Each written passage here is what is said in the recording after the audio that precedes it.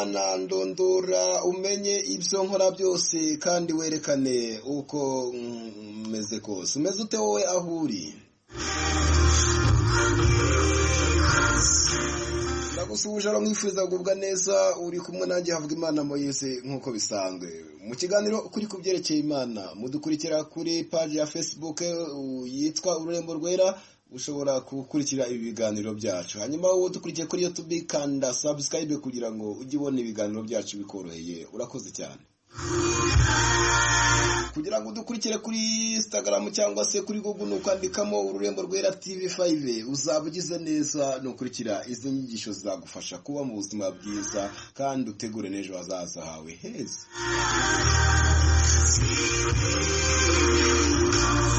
Reka rero dukomeze ikiganiro kuri kubyerekeye Imana. Ikiganiro kuri kubyerekeye Imana ni ikiganiro mbashimira kuba mukurikira kandi ikiganiro mwitaho. Tugeze ku gice cya 28 cy'ikiganiro ukuri kubyerekeye Imana. Igice cya 28 gifite isanganyamatsiko cyangwa se umutwe uvuga uti ese waruzi iby'ibyago 7 by'imperuka? Ese waruzi iby'ibyago 7 by'imperuka?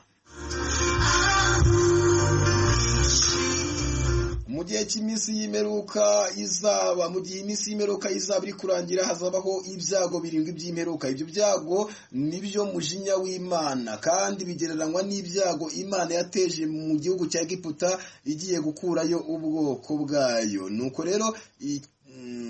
Nuko rero icyago cya mbere, marayika azenda urwabya rwuzuyemo umujinya w'Imana arusuke mu isi. Nuko abantu bazaba bafite ikimenyetso cya Satani n'abazaba barasenze ibigirwamana bakabiramya bazafatwa n'ibisebe bibi cyane. Niba warigeze kubona ipantaro abantu bambara icitse ku mavi n'ahandi bakunze kwita ngo ni deshire, iriya nicyo kimenyetso cy'icyo cyago cya mbere. Kuriya iriya pantaro iba itobaguye niko ibyo bisebe bizaba bimeze ku mibiri y'abantu.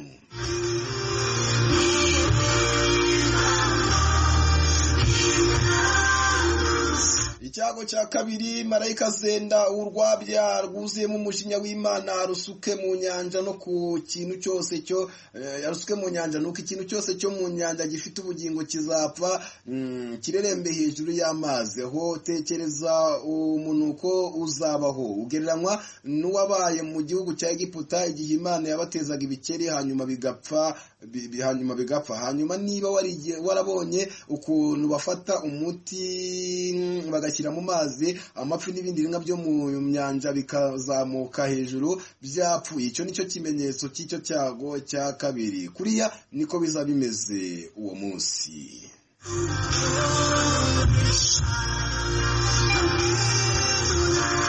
Icyago cya gatatu, marayika zenda urwabya rwuzuye mu mujinya w'Imana maze arusuke ku masoko n'inzuzi n'imigezi. Nuko amazi yose azahinduka amaraso kandi abantu bose bazayanywa kuko nta hantu hazaba hari amazi meza, kuko bamenye amaraso y'abera. Nicyo gituma Imana izabagaburira amaraso ngo abe ariyo ababera icyo kunywa. Nimvuga amaraso y'abera, wowe uba muri Onapo umenye ko umena amaraso y'abera. Bari bakwiye kuvuka bakabaho. Nawe ukuramo inda, ayo ni amaraso y'abera. Wowe wikinisha ukurangiriza hanze, ayo ni amaraso y'abera. Wowe umurozi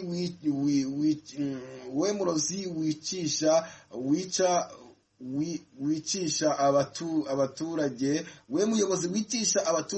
we muyobozi wicisha abaturage inzara kandi mu gihugu hatabuzemo ibyo kurya, ayo ni amaraso y'abera. Uri kumena wowe uroga,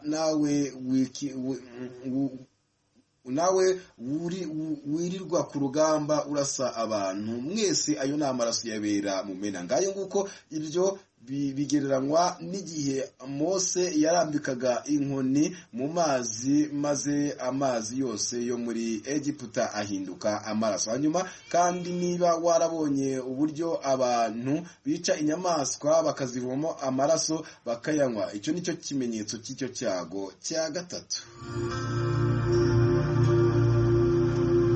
icyago cya kane, marayika azenda urwabya rwuzuyemo umujinya w'Imana rusuke mu zuba, nuko rizaka cyane maze ritwike benshi. Icyo gihe abantu bazitotomba batuke Imana aho kwihana ngo bagarukire Imana bareke ubugome.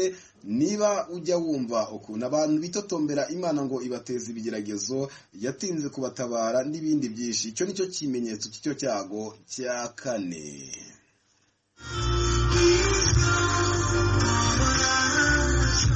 Icyago cya gatanu, marayika w'Imana azenda urwabya rwuzuyemo umujinya w'Imana rusuke ku ntebe y'ubwami bwa Satani, nuko kuribwa kwabo n'ibisebe byabo bizabatera guhekenya indimi zabo, bitotombe batuka Imana nyir'ijuru aho kuyigarukira. Hanyuma niwumva mvuga ngo ku ntebe y'ubwami bwa Satani, ntugire ngo ntugire ahandi utekereza, ni hano ku isi, kuko Bibiliya iravuga iti nawe wasi ugushije ishyano, kuko Satani akumanukiye.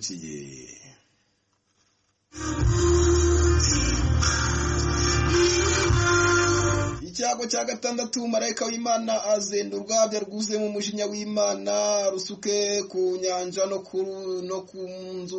ku nzuzi nini, nuko amazi yazo azakama n'imipaka izafungwa, kugira ngo hatagira umuntu wongera kwambuka ngo ajye mu kindi gihugu, yaba ukomeye cyangwa uworoheje. Nuko nihashira igihe gitoya, mu kanwa ka Satani no mu kanwa k'inyamaswa ariyo Eliminate na Antikristo hazavamo imyuka mibi, niyo myuka y'abadayimoni ijye gukoranyiriza hamwe abazaba basigaye mu isi, kugira ngo bajye mu ntambara yo ku munsi w'amateka.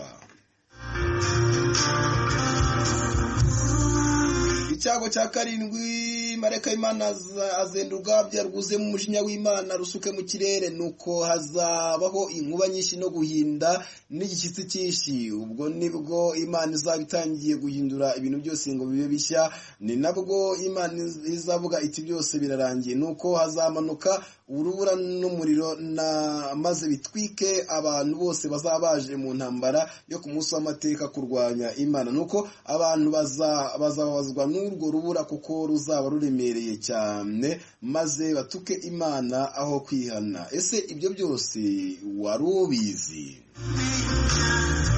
Mbega ibyago biteye ubwoba! Birumvikana ko niba biguteye ubwoba ukwiye kugira icyo ukora, kuko nubwo wibwira ko bizaba utakiriho uribeshya, kuko icyago cya karindwi ari nacyo cyago gikomeye cyane, kizaba abantu bose bamaze kuzuka, uhereye kuri Adamu ukageza ku muntu uzaba wapfuye uwo munsi.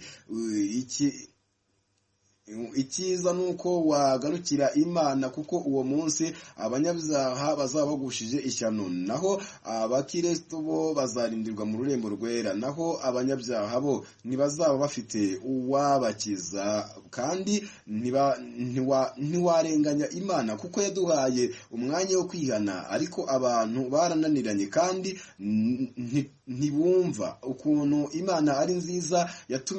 Yatumenyesheje ko nitutihana ngo tuyigarukire izaduhana, ndetse itumenyesha n'ibihano izaduhanisha ni tutihana. Yewe nahitamo kwihana nkakorera Imana aho guhitamo guhanwa n'Imana nkazarimbuka. Ese wowe wahitamo iki?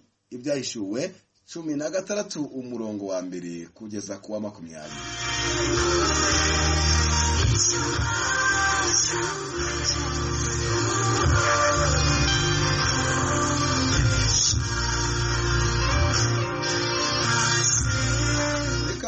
Bashimire mbabwira ngo naha iki gice kirangiriye. Mwese mugira amahoro y'Imana aho muri mugubwe neza. Mwari kumwe navuga Imana Moise. Shalom.